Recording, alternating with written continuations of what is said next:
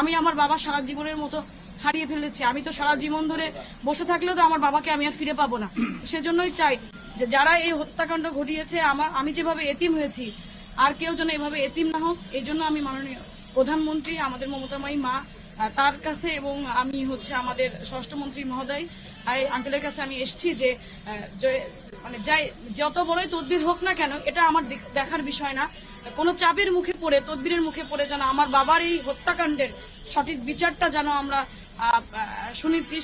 সুনিশ্চিত করতে পারে তারা, এটাই আমি দাবি জানাতে আসছি। যে আমি প্রথম থেকেই কিন্তু শুনছি যে অনেক তদবির করা হচ্ছে, অনেক বড় বড় অনেক জায়গা থেকে তাদের ফোন আসছে তদবির করা হচ্ছে ছাড়িয়ে নেওয়ার জন্য। তাহলে তো আমি আমার বাবার বিচার নিশ্চিত পাবো না, কারণ এই গ্যাস বাবুর বিরুদ্ধে অথেন্টিক প্রমাণ ডিবির ওখানে কিন্তু আছে, তথ্য প্রমাণ। আবার যাকে জিজ্ঞাসাবাদের জন্য নিয়ে যাওয়া হয়েছে তার বিরুদ্ধেও কিন্তু যথেষ্ট প্রমাণ রয়েছে। এই বিষয়ে আমি নিজেও জানি যে তাদের কাছে যথেষ্ট প্রমাণ আছে।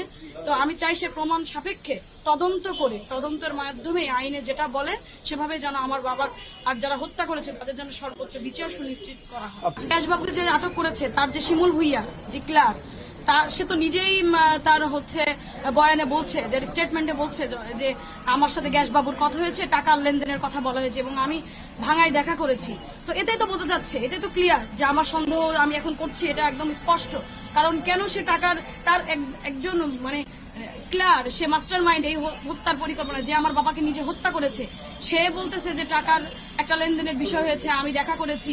তো আমার বাবার শুনবেন, আপনারা দেখছেন হয়তো নিউজে, আমিও দেখছি যে হোয়াটসঅ্যাপের মাধ্যমে ছবি আদান প্রদান করা হয়েছে। তো আমার কথা হচ্ছে ছবি কেন তাকে আদান প্রদান করলো, তাকে কেন করা হলো? এবং সে তো আমাকে সান্ত্বনা দিতে আসছিল, এই গ্যাস বাবু সাইডুল করে মিন্টু চাচা, সে কিন্তু আমাদেরকে সান্ত্বনা দিতে আসছিল।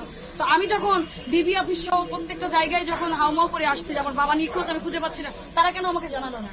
তারা কেন তখন গ্যাস বাবু আমাকে কেন জানালো না যে তোমার বাবার ছবি পাইছি? তারা জিনিসটাকে হাইড করছে। গোপনীয়তা রক্ষা করাও কিন্তু একটা অপরাধ, যেটা আমি মনে করি। কিন্তু টাকা আদান প্রদান, ছবি দেওয়া হচ্ছে, ফোনে কথা হচ্ছে, 17 তারিখে তারা দেখা করছে, টাকা দিচ্ছে, আবার 3টি ফোন, এই 3টি ফোন একদিনে হারিয়ে যাচ্ছে। সবকিছু মিলাই তো জিনিসটা সন্দেহ, এটা তো ক্লিয়ার একদম। এই কথার তো প্রমাণ লাগবে না, এই যথেষ্ট প্রমাণ এগুলা। এর থেকে এখন এটা তো এখন দেখেন, সে একজন জেলা আওয়ামী লীগের সেক্রেটারি, সাধারণ সম্পাদক, তদবির আসতেই পারে। এখন কোথা থেকে করা হচ্ছে এটা তো আমি বলতে পারবো না, তা আমি কি করে বলবো? কিন্তু আমি জানছি, শুনছি, এবং আমাদের এলাকায়ও এগুলো সবাই বলা বলি করছে, এবং আমি নিজেও শুনছি যে অনেক বড় বড় জায়গা থেকে তদবির করা হচ্ছে।